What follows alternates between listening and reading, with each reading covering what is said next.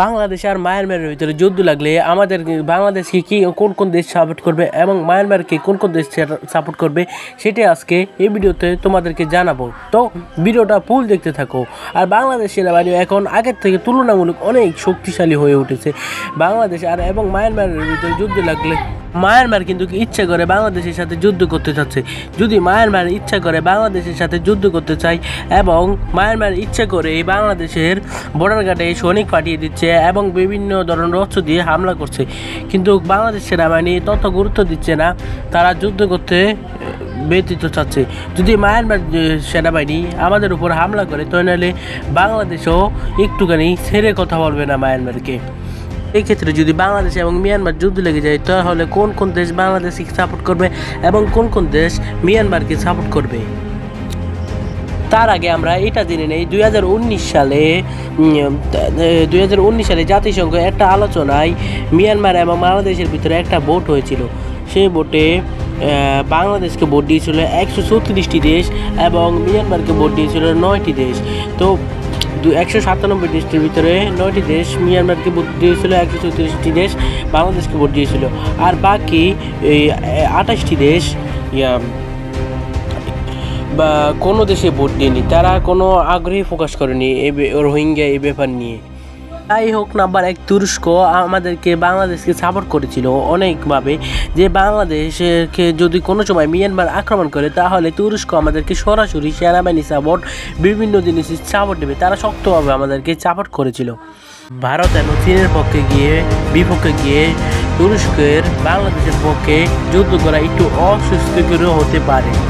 তারপরে আমাদের লিস্টে যে 2 নম্বর দেশটি আমাদেরকে সাহায্য করবে তার নাম হলে আমেরিকা। ইউসি সবাই তো চিনে। আমেরিকা কিন্তু রাখাইন রাজ্য দখল করতে চায়, তবে সেই প্রস্তাবে রাজি হয়নি বাংলাদেশ। তবে বাংলাদেশ এবং মিয়ানমারের যুদ্ধ হলে আমেরিকা কিন্তু বাংলাদেশকে সমর্থন করবে, মানে বাংলাদেশকে সাপোর্ট করবে। আমাদের লিস্টে আছে নেক্সটে ইরান, সেটাকে সবাই ছিল। এটাই হলো পুরো বিশ্বের ভিতরে মুসলিম রাষ্ট্র হিসেবে এক নম্বরে আছে। বাংলাদেশ এবং মিয়ানমারের ভিতরে যুদ্ধ রাখলে জনসমর্থন করবে ইরান আমাদেরকে। চীনের বিপক্ষে সরাসরি যুদ্ধে লিপ্ত হবে না ইরান। আমাদের 4 নম্বর লিস্টে যে দেশটি আছে সেটা হলো চায়না, সবাই তো চিনতে পারবেন। বাংলাদেশ এবং চায়নার ভিতরে অর্থনৈতিক সম্পর্ক রয়েছে, এই কারণে যুদ্ধ বেঁধে রাখলে বাংলাদেশ চায়না আমাদেরকে অবশ্যই সাপোর্ট করবে সরাসরি।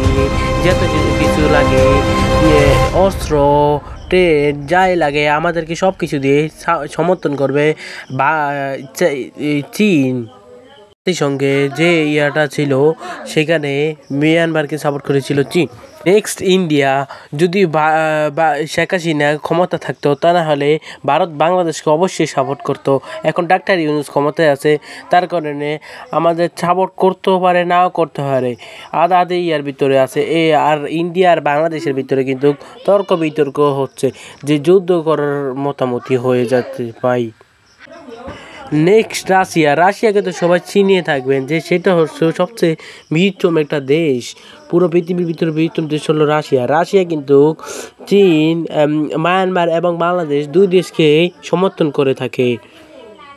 তো দেখা যাক, রাশিয়া কিন্তু 2 দেশকে সাপোর্ট করে, কোন দেশকে বেশি সাপোর্ট করবে সেটা আমরা দেখিনি। বাংলাদেশ এবং মিয়ানমারের যুদ্ধে রাশিয়া কিন্তু নিরপেক্ষে ভূমিকা পালন করবে। আমাদের লিস্টে নেক্সট হলো ইসরায়েল কিন্তু বাংলাদেশকে সাপোর্ট করতে চাইবে না, কারণ ইসরায়েল কিন্তু নিরপেক্ষে মিয়ানমারকে সাপোর্ট করে থাকে। কিন্তু আমেরিকা যদি বাংলাদেশকে সাপোর্ট করে, এই ক্ষেত্রে ইসরায়েল সরাসরি বাংলাদেশকে সাপোর্ট করতে বাধ্য।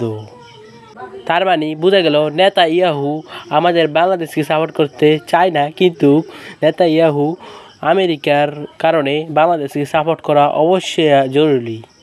তাহলে তো এর ভিতরে আপনারা ধারণা নিয়ে ফেলেছেন কোন দেশ এগিয়ে আছে সবচেয়ে সাপোর্ট করার ক্ষেত্রে, এবং তার মানে বোঝা যায় যে মিয়ানমার থেকে বাংলাদেশে এগিয়ে আছে। তো এতক্ষণ পর্যন্ত ভিডিওটা দেখার জন্য ধন্যবাদ। আর আপনারা কোন দেশ থেকে ভিডিওটা দেখছেন, বাংলাদেশ হলে লাইক এবং কমেন্ট, আর মিয়ানমার হলে সাবস্ক্রাইব, আর বাংলাদেশ হলো লাইক এবং কমেন্ট সাবস্ক্রাইব করবেন। আমিও কিন্তু একজন বাংলাদেশি। আজকের মতো এই পর্যন্ত থেকে থ্যাঙ্কস ফর ওয়াচিং। তার মানে বোঝা গেল বাংলাদেশ মিয়ানমারকে হারানোর জন্য খানিকক্ষণ লাগবে।